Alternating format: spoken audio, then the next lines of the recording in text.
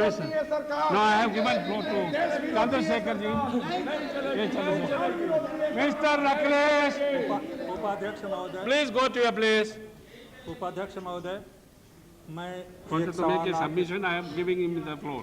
उपाध्यक्ष महोदय, मैं एक सवाल आपके सामने इसलिए रख रहा हूँ कि सारे देश में एक चर्चा है कि एक औद्योगिक घराना सारी राज्य व्यवस्था पर काबिज हो गया है, चाहे वो हमारी व्यवस्थापिका हो, चाहे हमारी कार्यपालिका हो, हर जगह उसका प्रभाव दिखाई पड़ता है।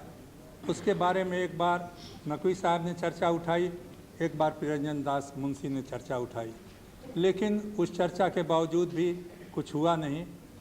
कई दिनों से अखबारों में खबर छप रही है कि उस घराने ने 390 रुपये पर जो शेयर बेचे भारत सरकार को, उसी शेयर को 60 रुपये पर खरीदा।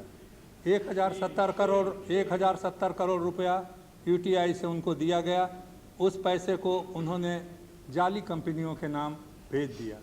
आज ऑडिटर जनरल की एक रिपोर्ट आई है जिसमें कहा गया कि उनको इनकम टैक्स देना जो था उसका भी सही हिसाब नहीं दिया गया। एक नहीं अनेक बातें इस तरह की आती हैं। प्रधानमंत्री जी के हवाले से बात कही गई है कि उन्होंने यूटीआई के बारे में और उस घराने के बारे में एक सीबीआई की इंक्वायरी का आदेश दिया है। मैं नहीं जानता उसमें सच्चाई क्या है। मैं सरकार से चाहूँगा कि अगर ये आदेश दिया हो तो देश में जो ये भ्रम फैल रहा है कि ये घराना किसी भी बात को कर सकता है और सरकार उसको नज़रअंदाज कर सकती है, इसको न करके अगर सरकार ने ऐसा कोई कदम उठाया है तो हमारे प्रधानमंत्री जी उस बात को सदन के सामने और देश के सामने रखें, और अगर नहीं उठाया है तो मैं उनसे ये निवेदन करूंगा आपके ज़रिए कि इन सवालों की जांच होनी चाहिए। मैंने उनको भी पत्र आज से 1-1.5 महीना पहले लिखा था, अभी हमारे पास उस पत्र की प्राप्ति की भी सूचना नहीं आई है। मैं कोई विशद विवेचन में नहीं जाना चाहता, मैं चाहता हूं इसकी जांच होनी चाहिए और देश में भ्रम नहीं रहना चाहिए कि सारी संसद इस मामले में चुप की जा सकती है, सारी कार्यपालिका निष्क्रिय की जा सकती है, सरकार की सारी मशीनरी इसके अंदर ध्वस्त हो सकती है। आज मामला यूटीआई का है, कल आईडीबीआई का हो सकता है, परसों आईसीआई का हो सकता है।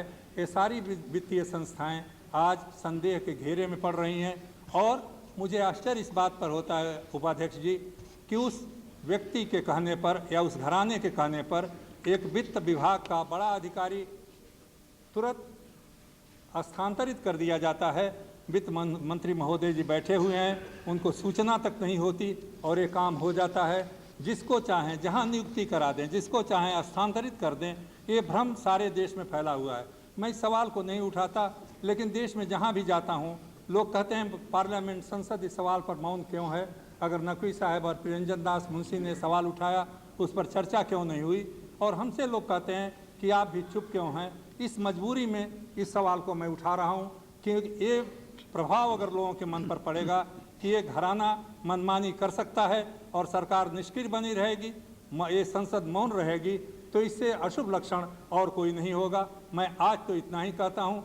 उपाध्यक्ष महोदय, किसी को धमकी देने के लिए नहीं, चेतावनी देने के लिए नहीं, अगर सरकार इस बारे में कोई कदम नहीं करेगी, उठाएगी, तो मुझे मजबूर हो करके उस घराने की कुकृतियों का एक दस्तावेज बना करके सारे देश में वितरित करने के लिए मजबूर होऊंगा। उस समय हमारे संसदीय कार्य मंत्री जी बुरा मत मानिएगा, मैं ये बात किसी पार्टी या किसी व्यक्ति के हिसाब से नहीं, मैं जानता हूँ वित्त मंत्री को इसलिए नहीं कह रहा हूँ कि ये बेचारे मजबूर हैं, हमारे मित्र हैं, उनके बारे में तरह तरह की बातें कही जाती हैं जो अनायास ही सारे आरोप अपने पर लेने को मजबूर हो रहे हैं। मैं ऐसा समझता हूं कि ये मजबूरी उनकी अच्छी नहीं है, देश के लिए नहीं अच्छी है, उनके लिए नहीं अच्छी है। और जो लोग इस तरह का उस घराने का विरोध नहीं कर सकते, वो लोग वित्त मंत्री को या सरकार के किसी एक व्यक्ति का विरोध करते हैं। ये संसदीय परंपरा के स्वस्थ चिन्ह नहीं है।